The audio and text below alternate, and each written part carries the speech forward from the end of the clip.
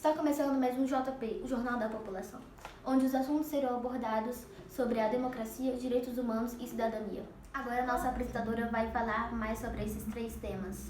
Democracia. Bom, democracia é um regime político em que todos os cidadãos elegíveis participam igualmente, diretamente ou através de representantes eleitos na proposta, no desenvolvimento e na criação de leis, exercendo o quê? Exercendo o poder da governação através dos direitos a voto.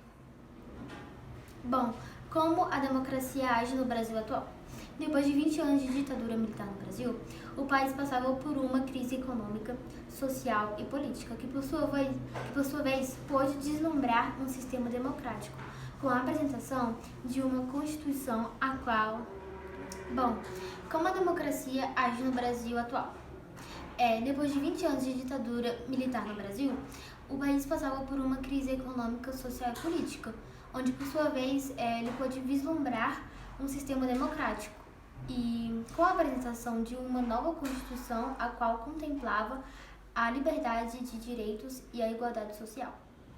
Bom, são todos os direitos e liberdades básicas consideradas fundamentais para a dignidade. Elas devem ser também garantidas a todos os cidadãos e de qualquer parte do mundo e sem qualquer tipo de discriminação, por cor, religião, nacionalidade, gênero, orientação sexual e política. Bom, direitos humanos é o conjunto de garantias e valores universais que tem como objetivo garantir a dignidade. Ela pode ser definida como um conjunto mínimo de condições de uma vida digna e são todos os direitos humanos básicos. Direito à vida, à liberdade de expressão e de opinião e de religião, direito à saúde, à educação e ao trabalho. Bom, em 1949, a Organização das Nações Unidas criou a Declaração Universal dos Direitos Humanos, onde esse documento é um dos mais importantes na base dos direitos humanos e contém também os princípios básicos relacionados à garantia desses direitos. A Declaração Universal dos Direitos Humanos afirma que todos os seres humanos nascem livres e que são iguais em dignidade e em direitos. Bom, o documento oficial da Declaração Universal dos Direitos Humanos consiste em 30 artigos, no qual eu vou citar algum para você. Bom, e o artigo 5º, ele fala que ninguém pode ser submetido à tortura e nem à punição de tratamentos cruéis, degradantes ou desumanos em relação... Bom, e no artigo 6º, ele fala que todos os indivíduos têm direito ao reconhecimento como pessoa perante a lei. E o artigo 7º diz que todos são iguais perante a lei, sem qualquer discriminação e têm um direito igual perante a proteção de lei. E também todos têm o direito contra qualquer discriminação que viole a presente declaração, contra qualquer incitamento a tal discriminação. E o artigo 8º, ele fala sobre que todas as pessoas têm um direito a um recurso efetivo, onde são dados pelos tribunais que complementam contra os atos e que violem os seus direitos fundamentais reconhecidos pela Constituição ou pela lei. E no artigo 9º, ele fala que ninguém pode ser arbitrariamente detido, exilado ou preso.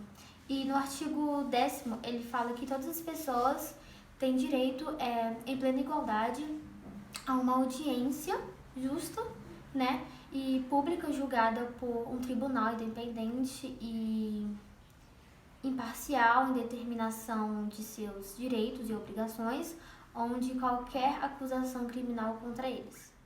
Bom, a cidadania. A cidadania estabelece um estatuto de pertencimento de um indivíduo a uma comunidade, país. Ele atribui um conjunto de direitos e obrigações, onde essa pessoa entra em uma comunidade e ela pertence a essa nova sociedade. Bom, a cidadania formal versus a cidadania substantiva.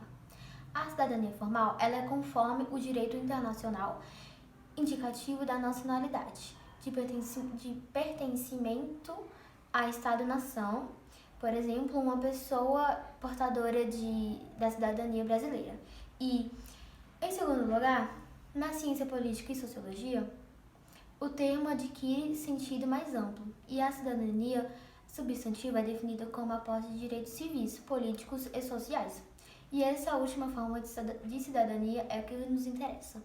E a cidadania, ela esteve e está em permanente construção. E é uma referência de conquista da humanidade por meio daqueles que sempre buscam mais direitos, maior liberdade, melhores garantias individuais e coletivas e não se conformando frente a dominações, seja próprio Estado ou de outras instituições. Taxa significativa de analfabetos e semi-analfabetos. Sem falar do drama nacional das vítimas de violência particular e oficial. E os tipos de cidadania, os tipos de direito e cidadania. Bom, nos países ocidentais, a cidadania moderna constituiu-se por etapas, onde são 3 etapas, né? Eu vou falar cada uma delas. E a primeira etapa é a civil, que é direitos inerentes, onde a liberdade individual, liberdade de expressão e de pensamento, direito de propriedade e de conclusão de contratos, direito à justiça e que foi instituída no século XVIII. E a segunda é a política, que é direito de participação no exercício do poder político como eleito ou eleitor no conjunto das instituições da autoridade pública, constituída no século XIX. E a terceira é a social, que é o conjunto de direitos relativos ao bem-estar econômico e social, desde a segurança até o direito de partilhar do nível de vida, seguindo os padrões prevalecentes na sociedade que são da conquista do século XX. A Constituição Federal de 1988, ela pode ser considerada o auge de todo o processo de redemocratização brasileira. E ela é a 7ª versão da história da República. Bom, em 1986, o novo governo já foi marcado pela necessidade de um texto constitucional mais democrático. E em fevereiro de 1987, o deputado Ulisses Guimarães abriu as sessões da Assembleia Nacional, composta por 559 congressistas. A promulgação da Constituição de 1888, ela marcou o início da consolidação da democracia e após os anos da ditadura militar. E os brasileiros entraram nos anos 90 sob o controle do primeiro presidente eleito diretamente pelo povo desde 1961. Bom, e os avanços da Constituição de 1988?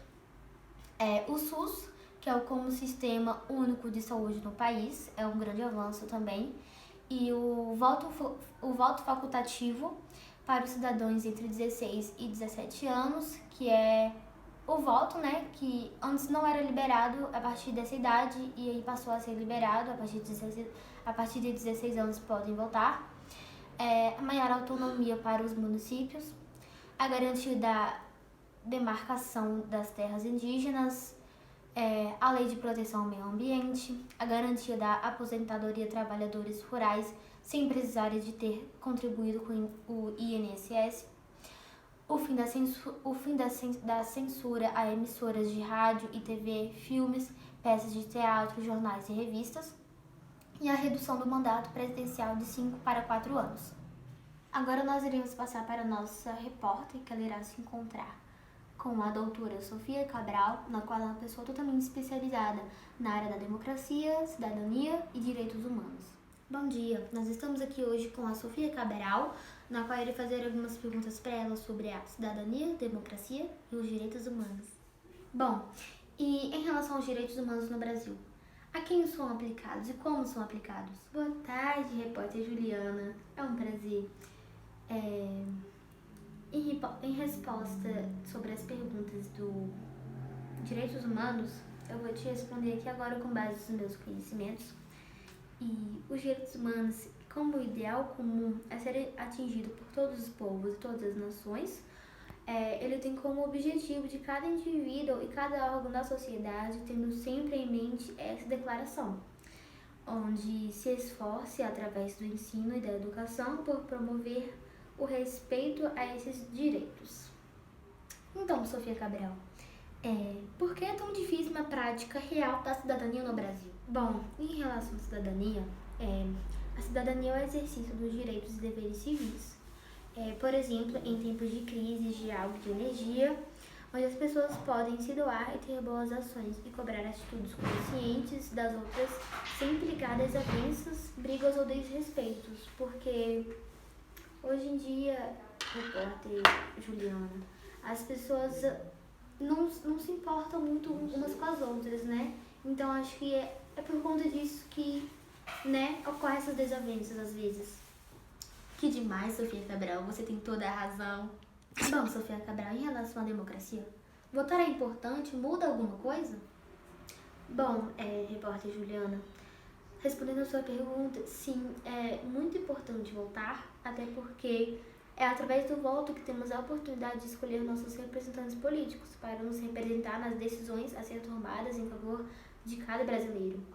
Entretanto, é necessário agir com muita responsabilidade, por conta que as consequências por não votar com seriedade são muito sérias, até porque você não pode ter o seu voto em vão, né? É uma pessoa onde vai determinar, né, a sua trajetória, da sua cidade, do seu país, e podendo ser até desastrosas, né? O voto é o principal instrumento de defesa do eleitor. E respondendo a sua outra pergunta também, muda sim, e é algo muito importante o voto. Bom, e qual é o seu posicionamento crítico diante disso tudo? Bom, professor, em relação ao meu ponto crítico, ao meu ver, eu acho que em relação ao voto é uma coisa essencial para a gente, é essencial para a cidadania, é essencial para nós, seres humanos, até porque a gente tem que ter uma pessoa assim, acima da gente, né? Cuidando dessas coisas assim em relação à política, tomando decisões nas quais a gente não pode tomar, certamente, decisões que estão acima da gente, decisões de poder, de até mesmo financeira, decisões de fala, né? Porque em relação ao voto, porque os candidatos, eles sempre têm um poder maior do que os eleitores, claramente, né? Até porque eles têm um poder aquisitivo maior do que nós, então a gente tem que ter alguém para contar em relação a estruturas, a mecanismos da sociedade, todo esse tipo de coisa. Então a gente tem que ter esse voto, a gente tem que ter essa voz em meio a isso tudo, porque só a sociedade, assim, se não tivesse o voto, eu acho que a gente estaria meio que perdidos, a gente não estaria como estamos hoje, porque querendo ou não, a gente cresceu um pouco, a nossa estrutura, o nosso país, a nossa cidade está crescendo, né? O nosso mecanismo está crescendo a cada dia mais por conta dos votos, por conta das pessoas que soubem, né? Que tiveram essa cabeça, essa mente mais aberta para saber quem votar, quem escolher, para ficar durante esses 4 anos, né, de eleição aí, nessa área de trabalho, né, de poder maior. Mas a gente também tem que tomar muito cuidado, porque muitas vezes a gente pode escolher uma pessoa errada, uma pessoa com que muitas vezes não está preparado para todo esse poder, né, com o que eu falei. E a pessoa não tem essa estrutura, não tem essa formação, assim, para ter tudo isso durante 4 anos. E é uma coisa que a gente tem que pensar bastante, porque não é apenas você, não é apenas, né, a pessoa, é uma sociedade inteira, uma cidade inteira que a gente tem que pensar na nossa próxima geração, no nosso futuro, porque não é apenas 4 dias, não é apenas 4 semanas, são 4 anos. Então a gente tem que saber com quem votar.